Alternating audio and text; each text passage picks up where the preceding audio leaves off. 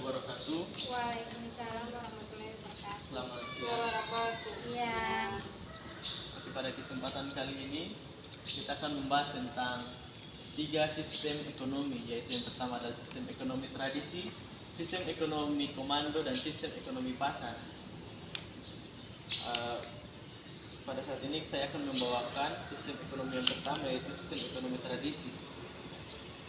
Sistem ekonomi tradisi adalah suatu sistem berdasarkan kebiasaan dan tradisi masyarakat secara turun-temurun yang mengandalkan faktor produksi yang apa adanya. Sistem ekonomi tradisi memiliki beberapa keuntungan dan memiliki beberapa kekurangan dan kelebihan. Beberapa kekurangannya adalah yang pertama, mekanisme koordinasi terbatas, belum terdapat pembagian kerja dan terikat tradisi atau adat istiadat. Yang kedua, kegiatan ekonomi terbatas, minimnya jumlah penduduk, pemenuhan kebutuhan bergantung dari alam. Yang ketiga, skala produksi masih sangat kecil, berorientasi pada kebutuhan pribadi. Yang keempat, rendahnya inovasi dan produktivitas. Yang kelima, kegiatan ekonomi tidak optimal karena belum adanya alat tukar. Tidak hanya memiliki kekurangan, sistem ekonomi tersebut juga memiliki kelebihan, yaitu yang pertama sumber daya dan lingkungan tenaga kerja. Yang kedua, hubungan masyarakat masih kuat. Beberapa daerah di Indonesia juga masih menerapkan sistem ekonomi tersebut, yaitu misalnya Kabupaten Kero Papua dan Kabupaten Duga Papua. Sudah. Ya, terima kasih atas kesempatannya.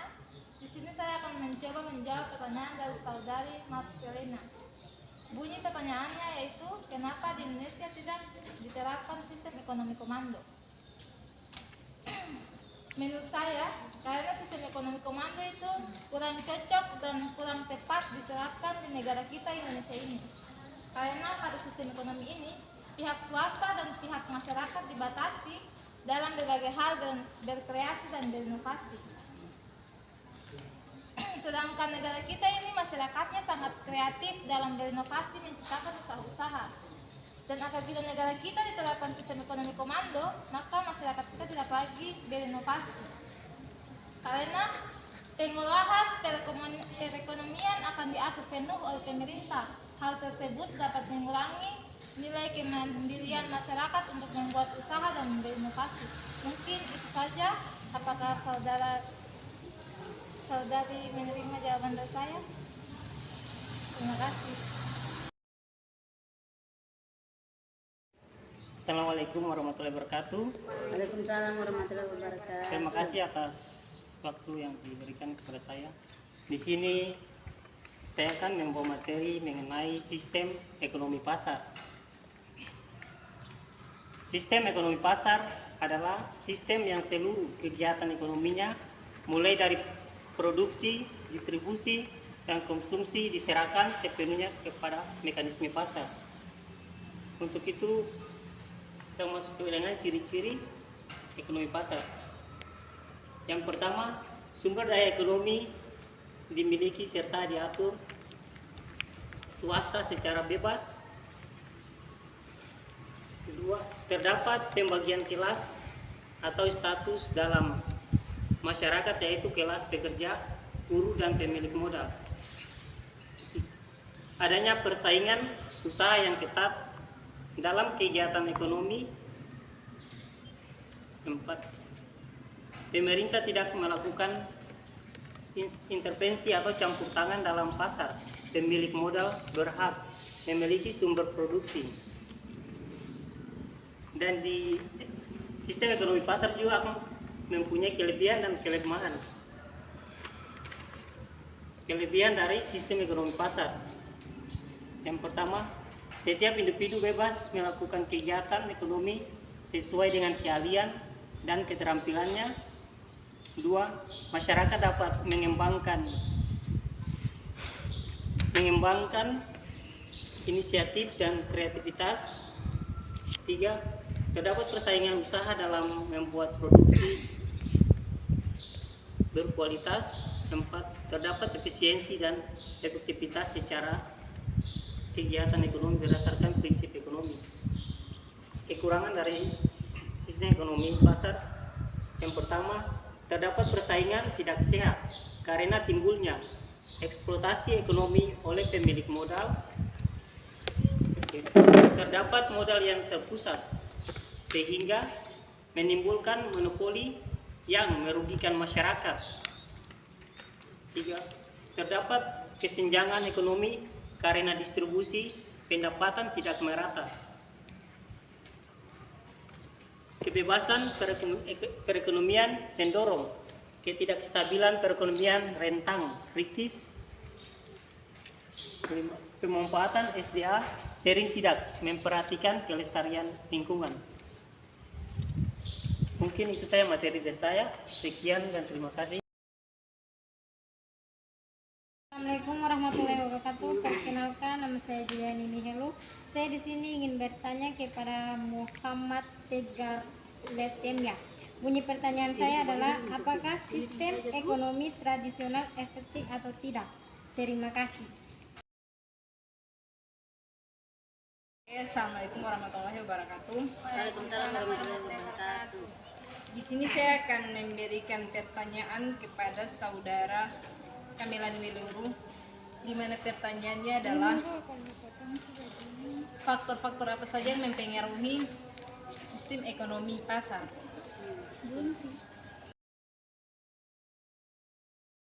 Assalamualaikum warahmatullahi wabarakatuh. Terima kasih. Waalaikumsalam warahmatullahi wabarakatuh. Terima kasih atas kesempatan yang telah diberikan kepada saya. Di sini saya mau bertanya mengenai sistem ekonomi tradisional dan sistem ekonomi komando. Pertanyaan saya yang pertama menyangkut sistem ekonomi tradisional. Mengapa pada sistem ekonomi tradisional perekonomiannya sangat sulit untuk berkembang? Dan yang kedua pada sistem ekonomi, pertanyaan yang kedua pada sistem ekonomi pasar, ekonomi komando, yaitu mengapa di Indonesia sistem ekonomi komando tidak diterapkan? Terima kasih. Assalamualaikum warahmatullahi wabarakatuh. Waalaikumsalam warahmatullahi wabarakatuh. Selamat siang semuanya. Siang.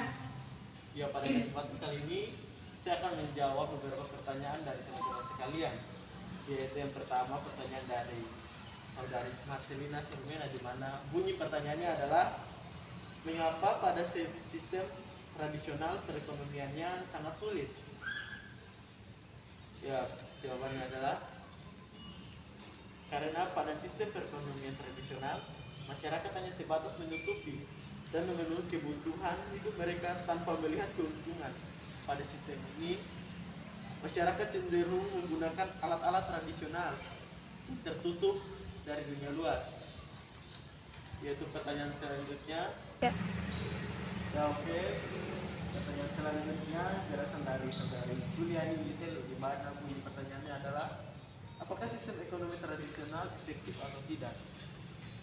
Jawabannya adalah, meski belum punah sama sekali, namun sistem ekonomi tradisional memang tak lagi efektif untuk diterapkan pada zaman sekarang ini, di mana teknologi sudah demikian canggih. Teknik dan proses produksi sudah menggunakan mesin-mesin berkapasitas besar, sehingga mampu memproduksi barang secara massal atau dalam volume besar. Demikianlah. Ya sudah. Oke, di sini saya akan mencoba menjawab pertanyaan dari saudara Sapriani yang bunyi pertanyaan bahwa faktor-faktor apa saya mempengaruhi sistem ekonomi pasar. Di sini ada 7 faktor yang mempengaruhi sistem ekonomi pasar. Yang pertama, 1, produktivitas tenaga kerja mengungguli peningkatan biaya tenaga kerja. 2, produktivitas modal. 3, adaptasi teknologi. 4, pengembangan infrastruktur. 5, besarnya ekspor yang semakin sedikit. 6, kestabilan finansial. 7, kekurangan sumber daya manusia. Mungkin saya itu jawaban dari saya. Ya, terima kasih atas kesempatannya. Assalamualaikum warahmatullahi wabarakatuh. Waalaikumsalam warahmatullahi wabarakatuh. Ya, sebelumnya perkenalkan, nama saya Nur Hasanah. Saya di sini akan sedikit memaparkan materi tentang sistem ekonomi komando. Sistem ekonomi komando adalah sistem ekonomi yang dimana peran pemerintah sangat dominan dan berpengaruh dalam mengendalikan perekonomian. Dalam sistem ini, pemerintah menentukan barang dan jasa apa yang akan diproduksi dengan cara atau metode bagaimana barang tersebut diproduksi, serta untuk siapa barang tersebut diproduksi. Kemudian saya akan memberikan sedikit ciri-ciri tentang sistem ekonomi komando. 1. Semua alat dan sumber daya dikuasai oleh pemerintah. 2. Hak milik perorangan tidak diakui. 3. Tidak ada individu atau kelompok yang dapat berusaha dengan bebas dalam kegiatan perekonomian. 4. Kebijakan perekonomian diatur sepenuhnya oleh pemerintah. Kemudian saya juga akan memberikan sedikit tentang di mana sistem perekonomian komando. Di situ juga pasti ada kekurangan dan kelebihannya. Saya akan memberikan sedikit tentang kelebihan sistem ekonomi komando. 1. Mengurangi tingkat pengangguran. 2. Ekonomi negara stabil. 3. Jaminan pemenuhan kebutuhan masyarakat. 4. Mudah mengendalikan harga dan pemerataan. 5. Inflasi mudah dikendali. Ya, saya masuk di kekurangannya. Kekurangannya itu 1. Mobilitas yang cepat membuat sistem ini dapat menyebabkan kurangnya kebutuhan masyarakat karena produksi dihasilkan tidak selalu didasarkan atas permintaan masyarakat. 2. Menghambat inovasi dari masyarakat. Kemudian kita masuk di negara-negara yang menggunakan sistem ekonomi komando. Negara-negara yang menggunakan sistem ekonomi komando itu negara-negara yang sudah dikatakan negara maju. Salah satunya adalah Rusia, China, dan negara-negara Eropa Timur lainnya. Mungkin itu saja yang bisa saya sampaikan tentang sistem ekonomi komando.